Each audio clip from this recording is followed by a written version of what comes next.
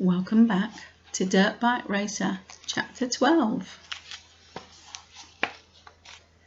Saturday was one of those days. I could have slept till noon. I might have if it weren't for the cross-country test race. My clock said at 8, but the pale light in the room made it look more like 5. I rolled out of bed, pulled aside the curtain, and saw puddles of water on the street. "Oh no," I groaned. I put my nose up against the window and peered out to see if it was still raining. It wasn't, but the sky looked as grey as ashes. I got to thinking of the race. What a muddy mess it could turn out to be. Maybe they'll cancel it, I thought. Oh no, please don't cancel it. I want to ride in this cross-country. I want to see what it's like. I want the experience, and especially I want to ride in it so that I can tell Mr. Perkins about it. He'll be proud of me. I know he will. Even more so than my mother and father, because he knows what it is to ride a bike, even a little dirt bike like mine. The thought of the race excited me. 8 miles, wow, and probably every inch of it was over rough terrain. I went to the bathroom, then dressed and walked into the kitchen. My father and mother were at the table having toast and coffee. Some music was coming from the radio on the counter. We exchanged good mornings. "Not such a hot day for a cross-country race, is it?" my father said. "I just hope it won't rain any more," I said. "What would you like for breakfast?" my mother asked me. "Nothing," I said. She smiled. "How about a couple of eggs and toast?" I shrugged. "Okay."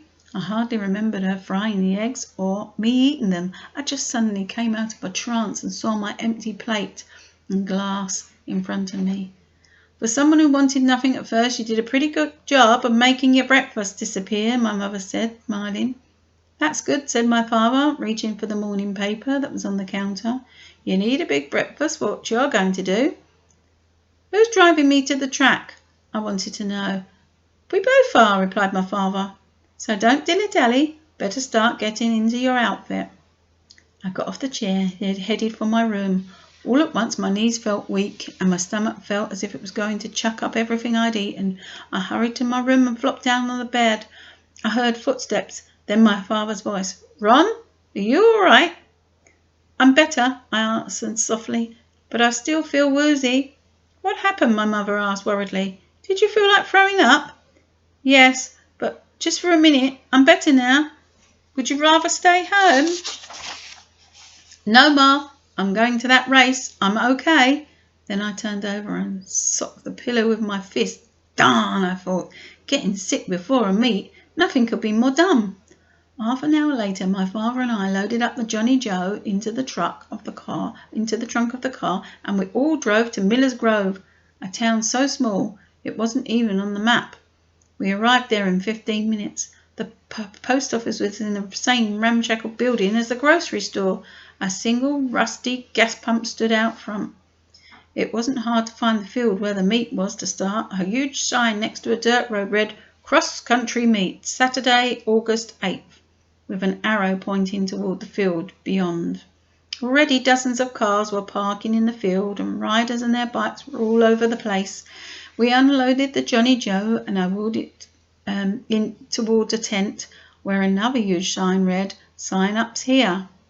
The ground was a little soft from last night's rain and crisscrossed the bike-tired marks. I wondered how the entire track could be.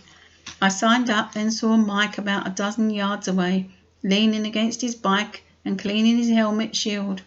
Tony was with him. I went over to them, catching them by surprise. "Hey, Ron!" Mike exclaimed, smiling. "Good to see you. Haven't seen you all week. Been riding a lot?" "Not since the last meet," I said. I looked at Tony. "When are you going to break down and buy a bike, buddy?" He grinned. "When the prices go down." "You got a long wait," I said.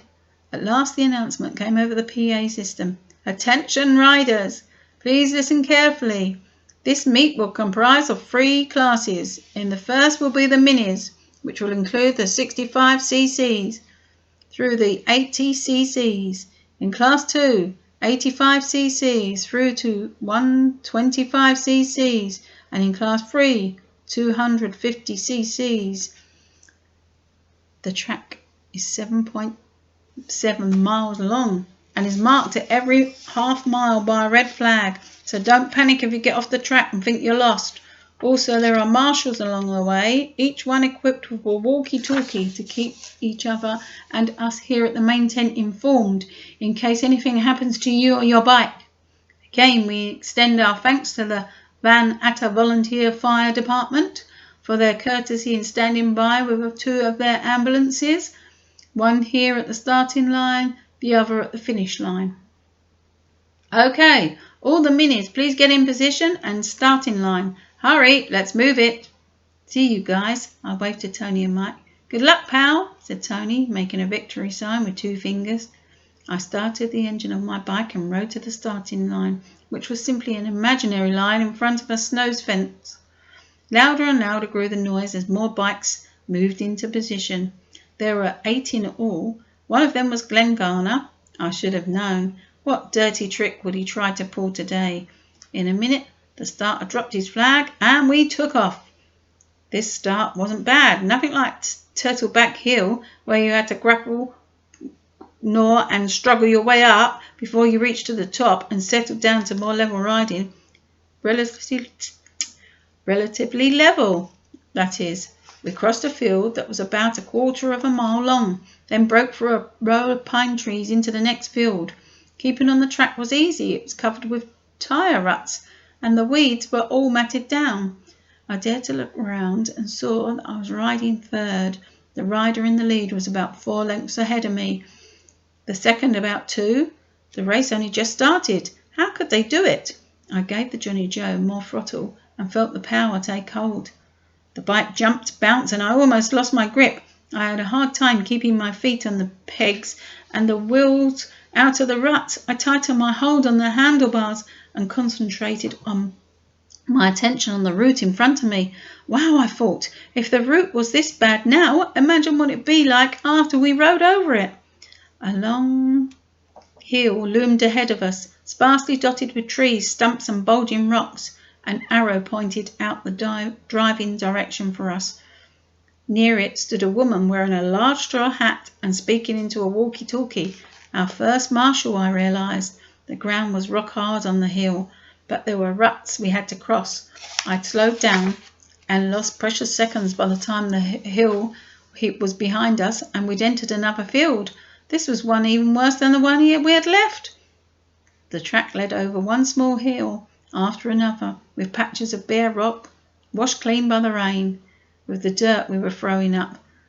That wouldn't be clean very long. I gained on the second-place rider, who seemed to have closed the gap slightly between him and the guy leading the pack. We were neck and neck for about 100 yards. Suddenly, I saw him swerve and lose control of his bike. A second later, something dashed across the track in front of me, and in a frantic effort to avoid hitting it, I twisted my front wheel. I had a blurred glimpse of a rabbit before it scooted off to my left.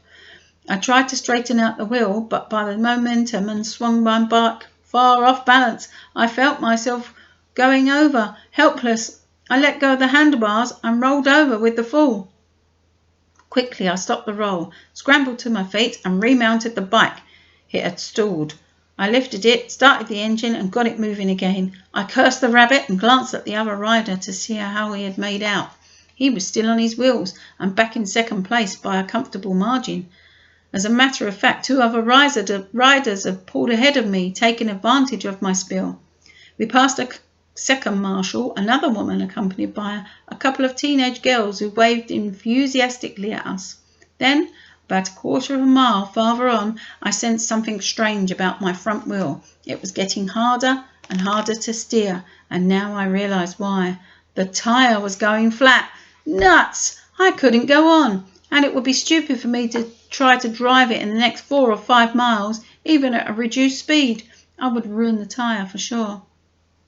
I killed the engine, got off the bike and stood there, angry at the tyre and at the rabbit that had chosen to cross my path at the wrong moment. I felt sick, frustrated. I started to push my bike back to the marshal and the 2 girls, but before I reached their post, the girls came running forward, wondering what had happened. Flat tyre, I explained, trying to control my emotions.